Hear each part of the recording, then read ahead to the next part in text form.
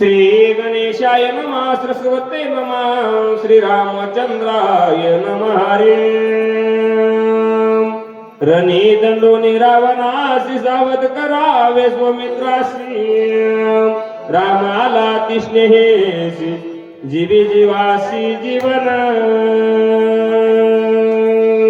लोकाभिरामं रणरंगधीरं राजीवनेत्रं रघुवंशनाथं कारुण्यरूपं करुणाकरन्तं श्रीरामचन्द्रं शरणं प्रपद्ये मनोजवं मारुततुल्यवेगं जितेन्द्रियं बुद्धिमतां वरिष्ठं वातात्मजं वानरायुधमुख्यं श्रीरामदूतं शरणं प्रपद्ये नागेन्द्रहराय त्रिलोचनाय भस्मांगरागाय महेश्वराय नित्याय शुद्धाय दिगंबराय तस्मै नकाराय नमः शिवाय शरदिन्दु समाकार परब्रह्म स्वरूपिणे वासरापीठ निलये सरस्वती नमोस्तुते। असो श्रोते मायबापांच्या चरणारविंदी नतमस्तक होऊन कथेला प्रारंभ। रणांगणामध्ये रावण पळून गेला आणि पळत्याच्या पाठीमागे राम लागत नाही हे रावणाला माहित होतं, म्हणून आपला प्राण वाचवण्यासाठी रावण रणांगण सोडून पळून गेला होता। रावणाचा निरोप घेतला, मंदिराच्या पाठीमागे लागून आपल्याला काही साध्य होणार नाही, म्हणून रामचंद्र प्रभू ज्या ठिकाणी लक्ष्मण भैयाला ठेवलं होतं, ज्या शिबिराच्या स्थानी आणून ठेवलेलं होतं, त्या ठिकाणी आपल्या भावाचा प्राण कसा विस होतो का, आपल्या भावाचा प्राण कशा प्रकारे वाचवावा हा विचार करून आपल्या भावाकडे रामचंद्र प्रभू आलेले आहेत। राम जगाचे जीवन राम जीवाचे चिदगन सकात्मा रामापन राम परिपूर्ण परब्रह्म। राम कोण आहे म्हणले? सगळ्याच्या आत्म्यामध्ये असणारा राम आहे आणि सगळ्या चराचराचं जीवन असणारा राम आहे, सगळ्यांचा सखा असणारा राम आहे। असा राम आपल्या भावाला वाचवण्यासाठी आलेला आहे। ओ राम स्वयापन वाचवावया लक्ष्मण गर्भाल धुतला पुन्हा त्याशी कल्पांती मरण असे ना। अहो म्हणजे तो राम सगळ्या जगाचा असणारा आत्मा आपल्या भावाला वाचवण्यासाठी आलेला आहे, कारण त्याच्या भावाला मरण होतं का? शेषाचा अवतार असणारा लक्ष्मण होता, हे मरण त्याला नाही हे रामचंद्र प्रभूला सुद्धा माहिती होतं। माहिती असून सुद्धा आपल्याला लीला दाखवण्याकरता रामचंद्र प्रभू आपल्या भावाजवळ आलेले आहेत। राम निज ज्ञानाती समर्था तोही वानराच्या विचारात अनुसरला स्वयंव्रतात अनुचरित्र लक्षोनी। राम कसे होते? विवेकी होते, ज्ञानी होते, कर्तुम अकर्तुम अन्यथा कर्तुम शक्ती भगवंत होते। परंतु राम ज्या वेळेस वनवासात होते त्यावेळेस वानरांसोबत होते आणि वानरांसारखे विचार अनुसरणारे, वानरात राहिल्याच्या नंतर त्यांच्यासारखं अनुकरण करणारे राम होते आणि त्यांच्यासारखीच लीला दाखवायची, म्हणून रामचंद्र प्रभू आपल्या भावासाठी दुःख करत होते। भूत भविष्य वर्तमान सर्व ही जाणे रघुनंदन तरी मनुष्य नाट्यवी तंबन सोय आपण दावित। मागे काय झालेलं आहे, आता काय होत आहे आणि पुढे काय होणार आहे, सगळं काही प्रभू रामचंद्रांच्या हातामध्ये होतं, कारण जगाची उत्पत्ती सगळं हे त्यांच्याच हातामध्ये होतं म्हणतात। म्हणून त्यांना माहित असताना सुद्धा माझा भाऊ मरणार नाही हे सुद्धा त्यांना माहित होतं, माझा भाऊ कोणाचा अवतार आहे हे सुद्धा माहित होतं, परंतु आपल्या जगाला सगळं काही नाटक दाखवण्याकरता रामचंद्र प्रभू दुःख व्यक्त करू लागले। विकळ देखून या लक्ष्मण दानोनी भविष्याचे चिन्ह व्रता करी विलंबन तेही लक्षण अवधार। आपला भाऊ विकळ अवस्थेत पडलेला आहे, आपल्या भावाला लक्ष्मणाला ब्रह्मशक्ती लागलेली आहे आणि हा वास्तव की नाही असं नाटक रामचंद्र प्रभू करत होते, कारण पुढचं भविष्य कोणालाही कळू नये की आपण भगवंत आहोत याचा आव आणत नव्हते रामचंद्र प्रभू। प्रभू त्यांनी जर विचार केला असता तर क्षणामध्ये लक्ष्मणाचा प्राण वाचवला असता. त्याच वेळेस त्यांनी लक्ष्मणाला सावध केलं असतं, परंतु ते बरोबर नाही. ते आपल्यासाठी करणं उचित नाही. पुढे काय करायचंय, कोणावर कर्तव्य सोपवायचंय हे सगळं रामचंद्र प्रभूच्या लक्षात होतं. म्हणून रामचंद्र प्रभू दुःखावस्थेत होते. लक्ष्मण देखून हृदयक्षित धरून सुसेनाचा हात बंधुस्ने कळवळी काय बोलत श्रीराम. रामचंद्र प्रभू आपल्या भावाला विकळ अवस्थेत बघितल्याच्या नंतर सुषेणाचा हात धरू लागले आणि सुषेणाचा हात धरून रडत होते, विलाप करत होते. सुषेणाला काय सांगू लागले, प्राण परिगादिक जाण सका बंधू लक्ष्मण मज एकले जाणून सोय प्रायन मांडिले. अरे सुषेणाला म्हणत होते, प्रभू हे सुषेणा, माझा भाऊ माझ्या प्राणापेक्षा अधिक मला आवडतो, प्रिय आहे. परंतु आज माझा भाऊ मला इथे रणांगणामध्ये सोडून जात आहे, एकट्याला सोडून जात आहे. यानं परतंत्रामध्ये प्रयाण मांडलेलं आहे. अशा प्रकारे रामचंद्र प्रभू सुषेण वैद्याला दुःखी अवस्थेत बोलू लागले. सखे बंधू दोघे जण येराचा आश्रय धरून वना निघालो आपण पितृवचन पाळावया. किती विवेकी देव होते. काय म्हणू लागले, आम्ही दोघं जण सख्खे भाऊ. सख्खे होते का? परंतु म्हणत होते आम्ही दोघं सख्खे भाऊ आमच्या वडिलांच्या वचनाचं पालन करण्यासाठी या वनामध्ये आलो होतो. एकमेकांच्या साथीनं मदतीने इथे राहत होतो. परंतु माझ्या भावाने आज माझी संगत सोडलेली आहे. रामचंद्र प्रभू अति दुःख करत होते. वचन ऐके सुसेना लक्ष्मण वेचली या प्राणा मज झाड नाही निज प्राणा येर जाना काय झाड. सुषेणाला रामचंद्र प्रभू सांगत होते, सुषेणा, आज जर माझा भाऊ मला सोडून गेला ना तर मला माझ्या प्राणाची चाड नाही. अरे जिथे माझ्या प्राणाची मला चाड नाही तिथे मी दुसऱ्याच्या प्राणाची चाड करील काय? कशाचीच आज मला चाड नाही, कारण माझा बंधू माझ्यापासून अंतरत आहे. माझ्या प्राणापेक्षा लक्ष्मण प्रिय असणारा मला सोडून जात आहे. आज मला कशाचीच गरज भासत नाही रे. आज माझा भाऊ मला अंतरलेला आहे असं रामचंद्र प्रभू लक्ष्मण दादाकडे बघून विलाप करत होते. बुडाले धैर्य बुडाले माझे ब्रह्मेश्वर्य बुडाले यश सर्व बंधू स्वयमेव अंतरला. अरे आज माझ्या धैर्याने बांध फोडलेला आहे. आज मी धैर्य धरवत नाही. माझं शौर्य, माझी ख्याती सगळं काही आज माझं बुडालेलं आहे, कारण माझा भाऊ मला सोडून जात आहे. सगळं काही होतं, धैर्य शौर्य जे होतं माझ्या भावाच्या जीवावर होतं. परंतु आज माझा भाऊ या रणभूमीवर विकळ अवस्थेत पडलेला आहे. मला याचं काहीही वाटत नाही, कारण माझा जर भाऊ मला सोडून गेला तर मला माझ्या धैर्याची सुद्धा चाड नाही, माझ्या शौर्याची चाड नाही. रामचंद्र प्रभू बोलत होते. बुडाली माझी धरती कीर्ती बुडाली माझी शौर्य शक्ती बुडाली माझी प्रख्याती बंधुनीचे अंतरला. अरे माझी जी काही धरती माझी जी काही शक्ती आहे, मी जो परम शक्तिमान श्रीराम मानला जात होतो तो सुद्धा माझा आज काही नाही. माझा पराक्रम सुद्धा आज क्षीण आहे म्हणले. आज माझा पराक्रम शून्यामध्ये आहे, कारण माझा भाऊ मला सोडून जात आहे. याचं दुःख मला जास्त आहे. मला माझ्या धरतीची कीर्तीची काहीही गरज नाही. मला माझ्या भावाची गरज आहे आणि तो भाऊ मला आज सोडून जात आहे.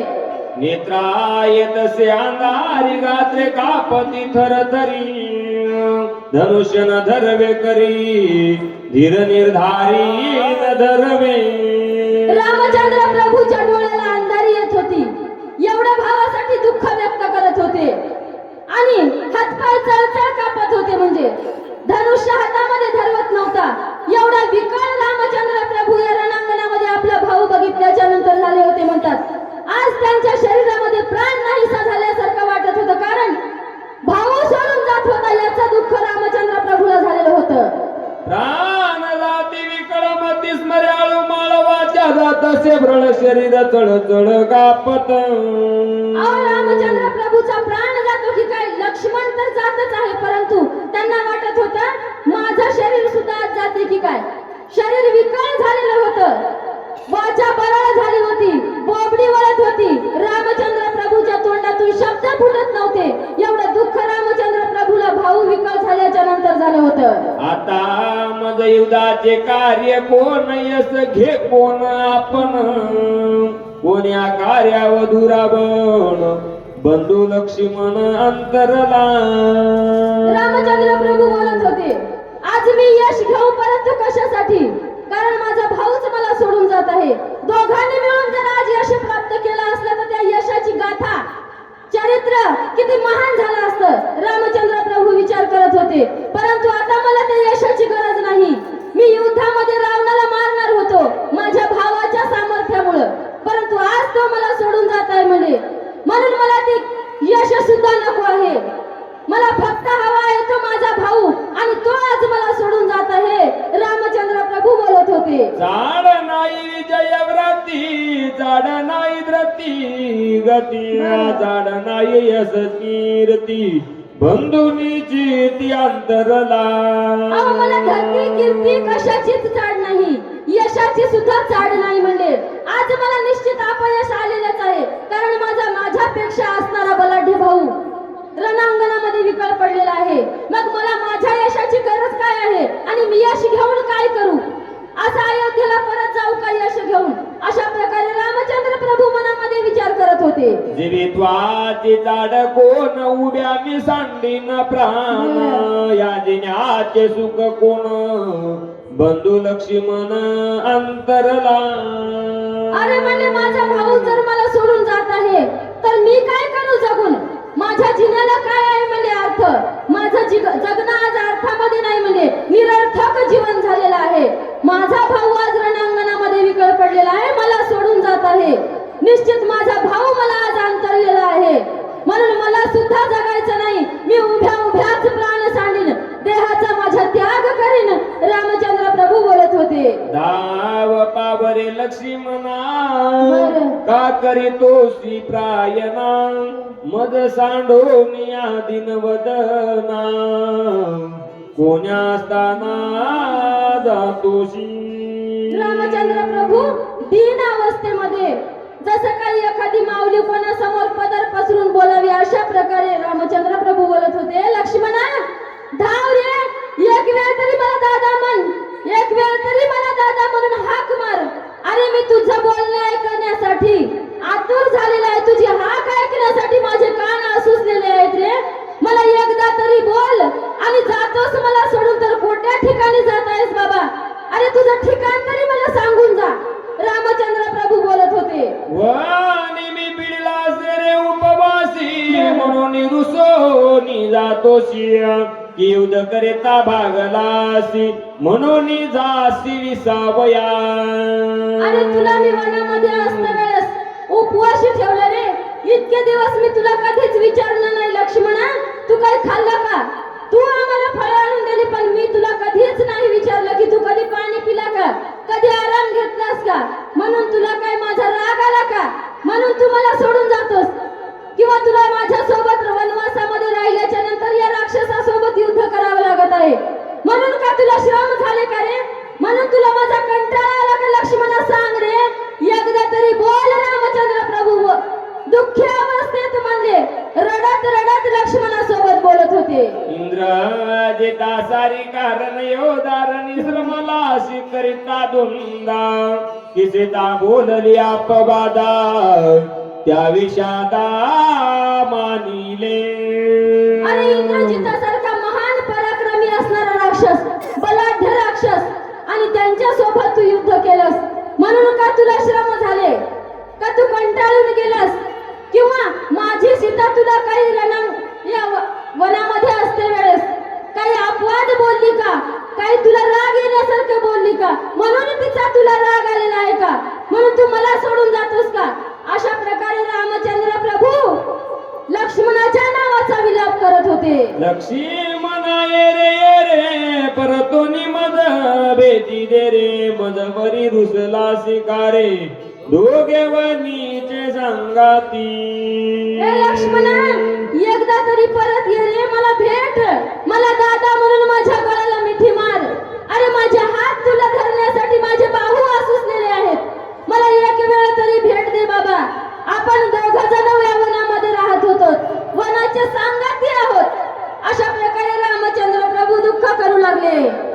घालवीन नगे जीवन सर्वता न सेवी अन्न न करी अयोध्या गम उभ्या उभ्या प्राण सांडीन.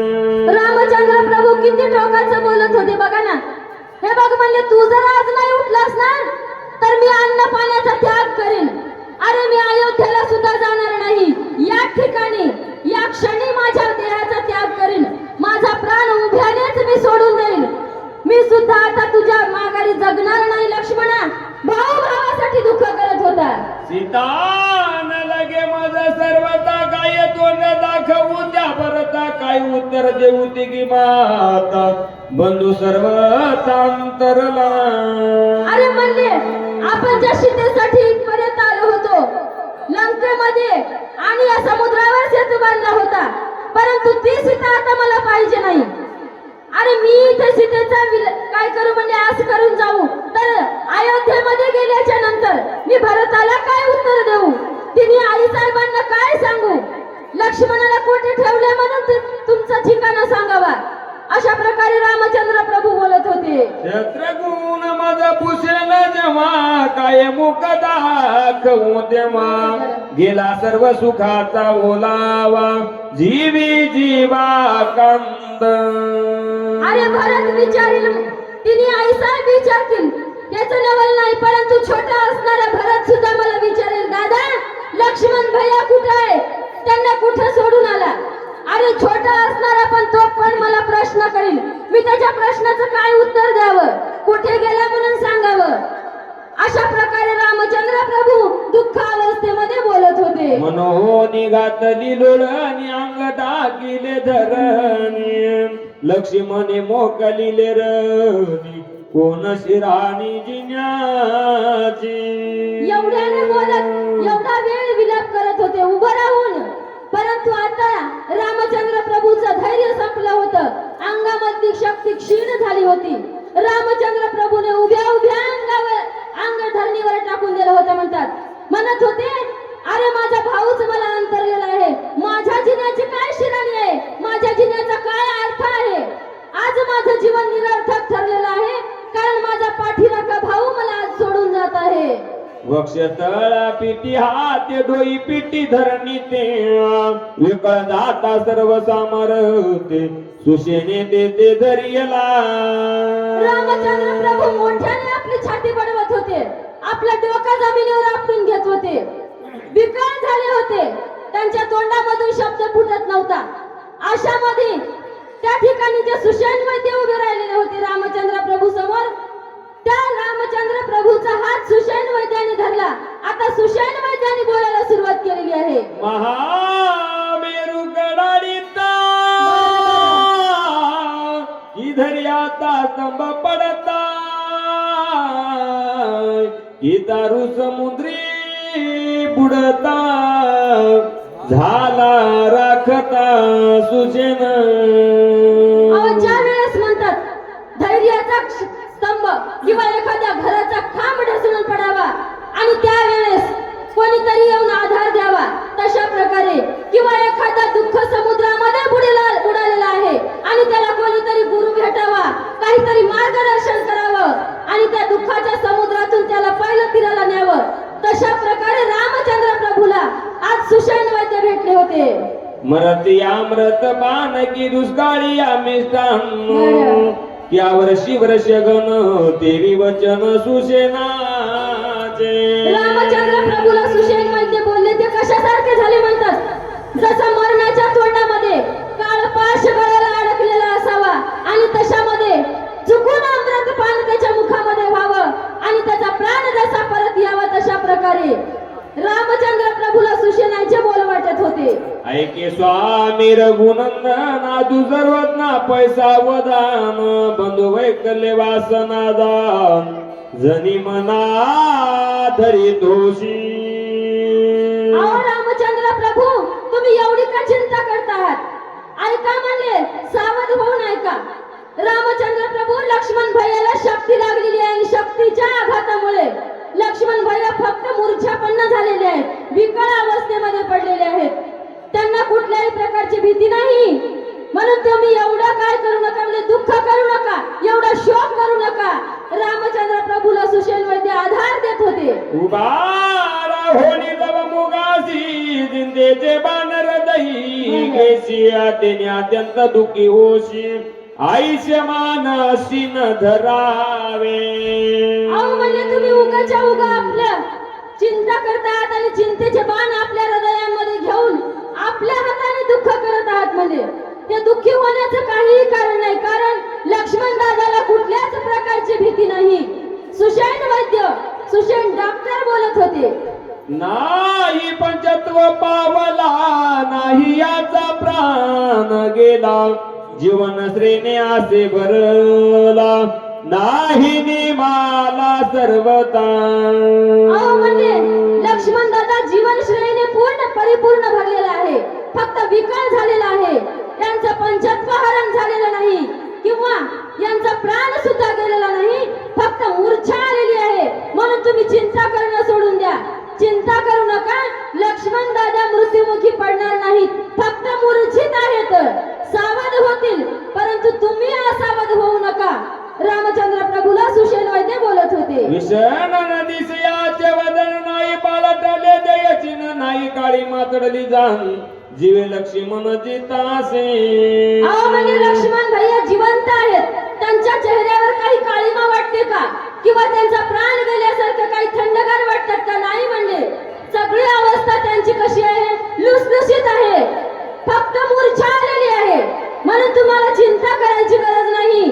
अहो डॉक्टर होते सुषेण वैद्य, आश्वासन देऊन रामचंद्र प्रभूला सांगत होते. श्रीराम बाय सावधान सुप्रसन्न याचे वदन पद्मदळा सारिके जाण मुख चिन्ह दिसत आहे. तुम्ही सावधान होऊन ऐका आणि सावध होऊन आपल्या भावाकडे एक वेळ पहा. म्हणजे पद्मदळासारखे म्हणजे कमलाच्या फुलाच्या पानासारखे असे त्यांचे मुख कमळ आहे, म्हणजे टवटव आहे, डोळे सुद्धा टवटवीत आहेत. मृतदेहासारखे वाटतात का लक्ष्मण भैया? नाही नाही म्हणले. मृतदेह कोमेजला जातो, परंतु लक्ष्मण भैया फुलासारखे टवटवीत आहेत. तुम्ही काळजी करू नका. प्रभू लक्ष्मण दादा उठतील याची मी शाश्वती देतो.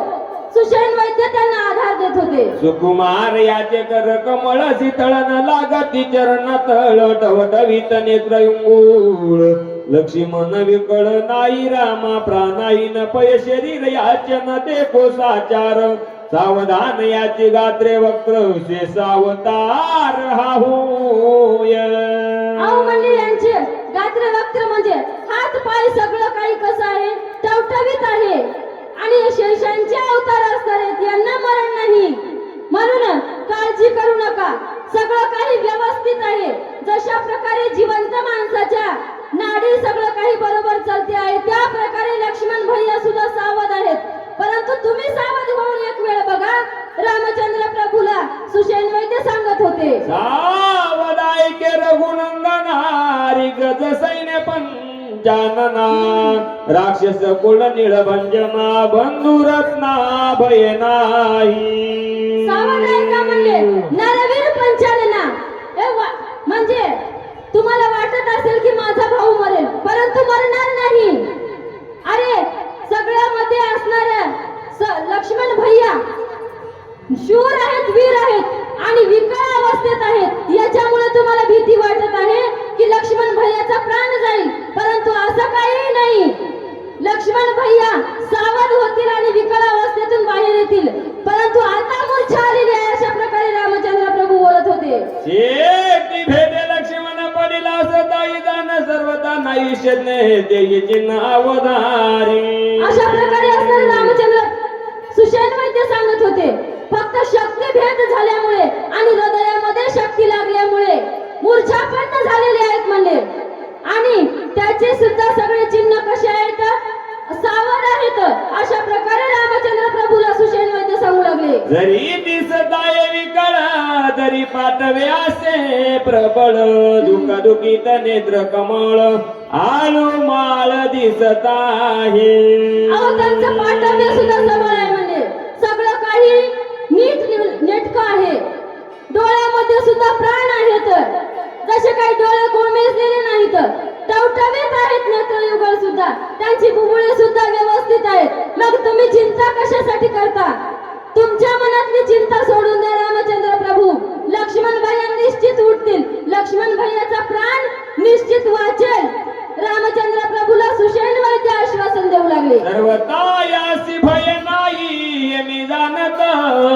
पायी प्रतिज्ञा करीतो तुझे पायी भय नाही लक्ष्मणा. सुषेण वैद्य म्हणत होते, माझ्या अनुभवाप्रमाणे मी सांगत आहे, लक्ष्मण भैयाला अजिबात मरणाची भीती नाही.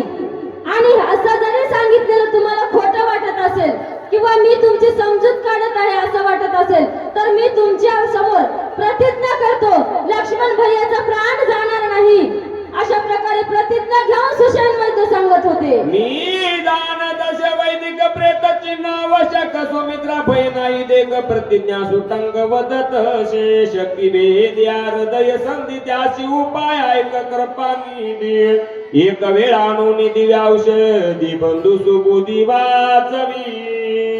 सुषेण वैद्य सांगत होते, हे बघा, लक्ष्मण भैयाला भय तर नाहीच, परंतु एक वेळ लक्ष्मण भैयाला औषधीची गरज आहे आणि ती औषधी आणून लक्ष्मण भैयाचा प्राण वाचवू. आणि तुम्हाला वाटत असेल की औषधी आणून सुद्धा लक्ष्मण भैया वाचतील की नाही याची शंका येईल, परंतु पुन्हा मी तुमच्या चरणाची प्रतिज्ञा करून सांगतो, तुमच्या चरणाची शपथ घेऊन सांगतो, लक्ष्मण भैया नक्की वाचतील. फक्त विकळ अवस्थेत आहेत आणि त्यांना औषधीची गरज आहे. सुषेण वैद्य बोलत होते. अशी औषधी येते कैशनी त्या उपायाशी सांगेन एक वेळा प्रार्थोनी वायुनंदन औषधी दान आणाव्या. रामचंद्र प्रभूला सुषेण वैद्य सांगत होते, तुम्ही म्हणाल औषधी कोण आणील, कुठून आणील, कशा आणील.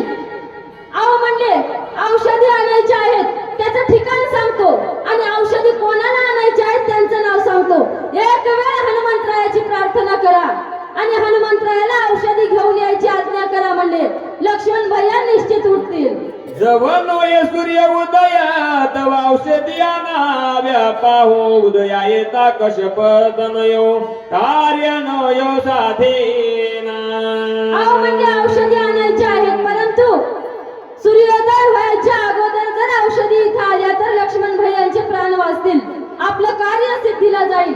म्हणून औषधी लवकरात लवकर आणाव्या. दिवस निघायच्या अगोदर हनुमंतरायाला प्रार्थना करून औषधी घेऊन येण्याचं कार्य त्यांच्याकडे सोपवावं.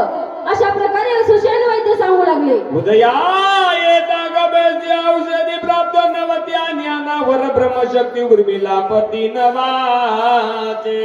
आणि जर का औषधी आणण्यामध्ये विलंब केला, सूर्योदय जर झाला आणि मग जर औषधी आणल्या तर काहीही त्याचा फायदा होणार नाही. लक्ष्मण भैया दिवस निघाल्याच्या नंतर उठणार नाहीत. म्हणून शक्यतो लवकरात लवकर औषधी घेऊन याव्या आणि लक्ष्मण भैयाचा प्राण वाचवावा. कारण ब्रह्मशक्तीला वरदान आहे, सूर्योदय झाल्याच्या नंतर या औषधी आणल्या तरी लागलेली व्यक्ती उठणार नाही. म्हणले साधा वया कार्याची सामर्थ्य एक हनुमंताशी तराची गती कायशी लक्ष्मणाशी वाचवावया. आणि हे जर कार्य पूर्ण करायचं असेल तर काय करावं लागेल, म्हणजे फक्त हनुमंतालाच त्या औषधी आणायला पाठवावं लागेल. आणि आपल्याला जर हे कार्य सिद्धीला न्यायचं तर हनुमंतरायाचीच या औषधीसाठी निवड करावी लागेल, कारण हेच काम तो करू शकतो. एकमेव जर रामचंद्र प्रभूच्या मावळ्यामध्ये कोण असेल औषधी आणण्यासाठी तर हनुमंतरायच आहेत. अशा प्रकारे हनुमंताची सुद्धा निवड करण्यासाठी सुषेण वैद्य सांगत होते. तुके सांगोन श्रीरामासी सवेची सांगे हनुमंताशी आजी सुमित्र वाचवा वयासी तुझी होशी प्रांताता. एवढी माहिती रामचंद्र प्रभूला सुद्धा सुषेण वैद्याने सांगितली आणि लगेच हनुमंतरायाकडे वळले. हनुमंतरायाची प्रार्थना करायला सुरुवात केली. हनुमंता, अरे लक्ष्मण भैयाचा प्राण वाचवण्यासाठी, त्याचा प्राणदाता होण्यासाठी तू एवढं कार्य करावं. सुषेण वैद्य आता हनुमंतरायाची प्रार्थना करत होते. जवळी बोलावून वायुनंदना गुज सांगे सुषण लक्ष्मण पडेला विसरणे त्यासी जीवदान तू द्यावे. हनुमंतरायाला सुषेण वैद्याने आपल्या जवळ बोलावून घेतलं. हे बघ म्हणे, या विसन्न अवस्थेमध्ये लक्ष्मण पडलेला आहे आणि त्याच्यातून जर प्राण वाचवायचा असेल तर तू त्याचा प्राणदाता हो, त्याच्या जीवनाचं रक्षण तू करणारा हो आणि लवकरात लवकर औषधी घेऊन ये. सुषेण वैद्य हनुमंतरायाला बोलू लागले. वाचलिया लक्ष्मणा समाधान सुख सुग्रीवा अंगदा जाण सुख संपन्न वानरा. लक्ष्मण भैयाचा जर प्राण वाचला तर रामचंद्र प्रभू सुखी होतील, सुग्रीव राजा सुखी होतील, अंगद सुखी होईल, सगळे वानर मंडळी सुखी होईल, म्हणजे सगळ्यांना सुख लाभेल. कारण कधी होईल सुख तर लक्ष्मण भैया उठल्याच्या नंतर. अशा प्रकारे सुषेण वैद्य बोलत होते. तू श्रीरामाचा निज भक्त तुझ भाय श्री रघुनाथ श्रीराम परमेश दाडुल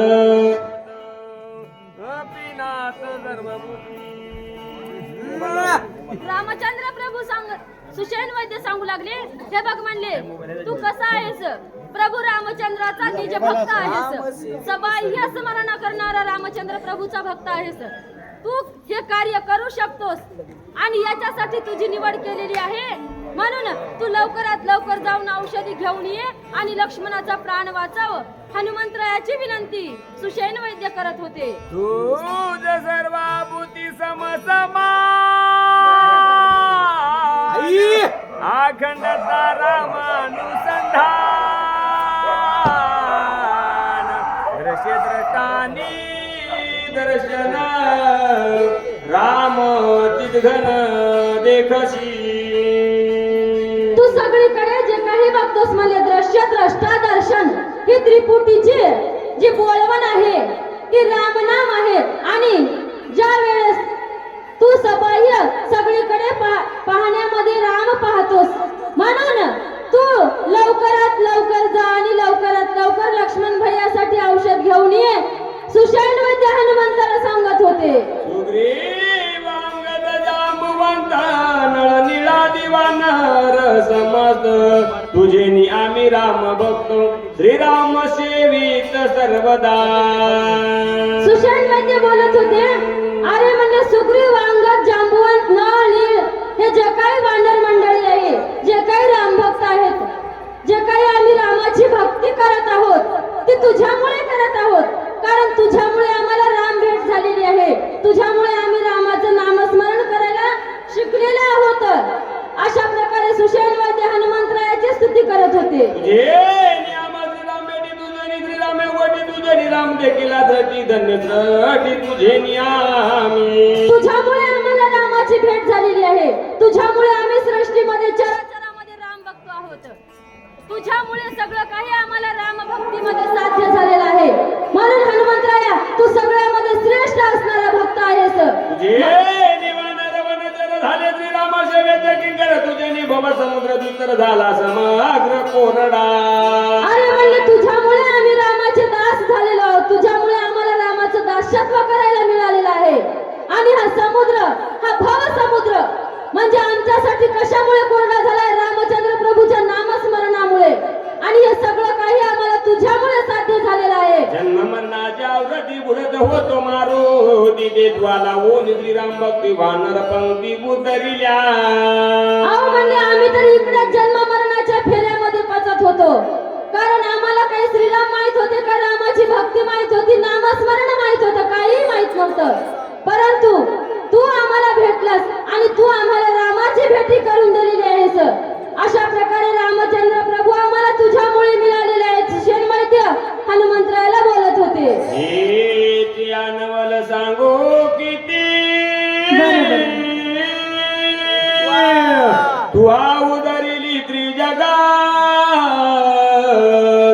तुझे नि पापे उदराती पाप निर्मुक्ती तुझे. अरे आम्ही वानरच काय, परंतु तुझ्यामुळे हे त्रिजगतही उद्धारलेली आहे. जगामध्ये असं कोणी नाही की तुझं नाव घेतलं आणि तो वायाला गेलेला आहे. अरे रामचंद्र प्रभूचंच काय, तुझं नाव घेतल्याच्या नंतर सुद्धा कार्यामध्ये अपयश येत नाही. म्हणजे तुझ्या नावामुळे सगळ्यांचा उद्धार होतो. असा तू राम भक्त आहेस.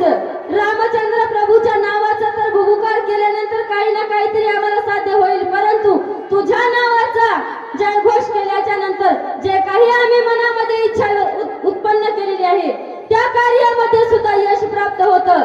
अशा प्रकारचा तू उपकारी मारुती आहेस.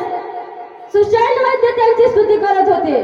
वानर मांदी समवेत पीडिता उपवासी समतत्वाने वनी विवरात केले त्रस्त फळे जळे. अरे ज्यावेळेस आपण सीता शोधीसाठी समुद्राच्या तीरावर गेलो होतो त्यावेळेस सगळ्यांना भुका लागल्या होत्या, सगळ्यांचे प्राण विकळ झाले होते म्हणतात. परंतु त्यावेळी तू आम्हाला त्या विवरामध्ये नेलं, सगळ्यांना फळं पाणी दिलं, जेवायला जेवू घातलं, अशा प्रकारे आमची इच्छा तृप्त केली आणि आमचा प्राण वाचवला. सुषेण वैद्य हनुमंतरायाला बोलू लागले, विवारे सहित हेमा तू उदरिलिया वीर उत्तमा समुद्र त्रिपलवंगमा मरण धर्मा चुकविले. अरे ज्या ठिकाणी हेमा नावाची अप्सरा कित्येक वर्षापासून त्या विवरामध्ये राहत होती आणि तिथे गेल्याच्या नंतर हनुमंतराया तुझ्यामुळे तिचा सुद्धा उद्धार झालेला आहे, ती सुद्धा उद्धारून आपल्या स्वर्गाला गेली आहे. अशा प्रकारे तिचा सुद्धा तू उद्धार केला आणि मरण धर्माला सुद्धा तिथून वाचवलेला आहे. रामचंद्र प्रभूच्या या कार्यामध्ये तू एवढा मोठा सहभाग घेतला होता, मग हे काम तुझ्यासाठी शूद्र आहे बापा, हे सुद्धा काम तू कर आणि लक्ष्मण भैयाचा प्राण वाचव. अशा प्रकारे सुषेण वैद्य बोलत होते. घेवीन मासाचा गोळा संपत्ती उतरिला की हेळा सुधी लागोनिया त्या काय समुद्र जळा आक्रमिले. आणि ज्या ठिकाणी संपाती नावाचा पक्षी, त्या ठिकाणी सूर्याच्या आगीमुळे त्याचे सगळे पंख जळालेले होते म्हणतात, एकही पंख त्याला राहिलेलं नव्हतं. मासाचा गोळा होऊन त्या ठिकाणी समुद्र तीरावर पडलेला होता. राम नामाच्या भुभुकाराची तो वाट पाहत होता आतुरतेने आणि त्या ठिकाणी तुम्ही जाऊन त्याचा सुद्धा उद्धार केलेला आहे आणि त्याचा उद्धार करून या समुद्र तीरावरून उल्लंघन करून रात्रीच्या रात्री तुम्ही लंकेच्या जवळ गेला होतात. हे सुद्धा एवढं महान कार्य तुम्ही केलेलं आहे, म्हणून त्याच्या पुढे हे कार्य महान, त्याच्या एवढं हे महान नाही म्हणले, त्याच्या समोर हे कसं आहे कार्य शून्यात आहे, म्हणून हे कार्य तुम्ही करावं, लक्ष्मण भैयाचा प्राण वाचवावा अशी आमची इच्छा आहे. सुषेण वैद्य सांगत होते. छायाग्र राक्षसी तिने सगळ्याची गिळीलाची काळी झोपडून वेगेशी दुष्ट राक्षसी मारिली. अरे तुला समुद्रातून जाते वेळेस छायाग्रही राक्षसीने गिळलं होतं, परंतु तिचा सुद्धा तू निपात केलायस. तिचा काळीच तोडून बाहेर आला होता म्हणले, काळीच सुद्धा ठेवलं नव्हतं त्या राक्षसीला. एवढी असणारी विक्राळ राक्षसीन तू एका क्षणामध्ये तिचा निपात केला, एका क्षणामध्ये तिचं रणकंडन केलं होतं म्हणले आणि तिचा जीव घेतला होता.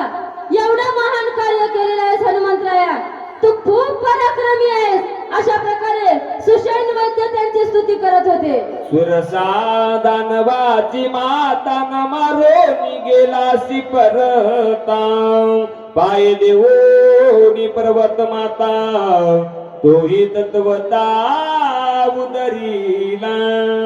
सीतासोनीच्या कार्यामध्ये समुद्रातून जाताना सुरसा दानवाची माता सुद्धा तुला आडवी आली होती म्हणतात, परंतु तिला तू मारलं नाही, तिला तसा सोडून दिलं. समोर गेल्याच्या नंतर एक पर्वत सुद्धा वर आला होता समुद्राच्या तुला अडथळा आणण्यासाठी, त्या समुद्रावर पाय दिला आणि पाय देऊन तू समोर निघालास. त्या कार्यात सुद्धा तेवढा पराक्रम तू गाजवलेला आहेस, एवढा तू महान पराक्रमी असणारा वानर आहेस. अशा प्रकारे सुषेण वैद्य सांगत होते. कुंडलिकावरती हरी विठ्ठल श्री गुरु ज्ञानदेव तुकाराम राजा रामचंद्र भगवान की जय. पवन सुत हनुमान की जय. सद्गुरु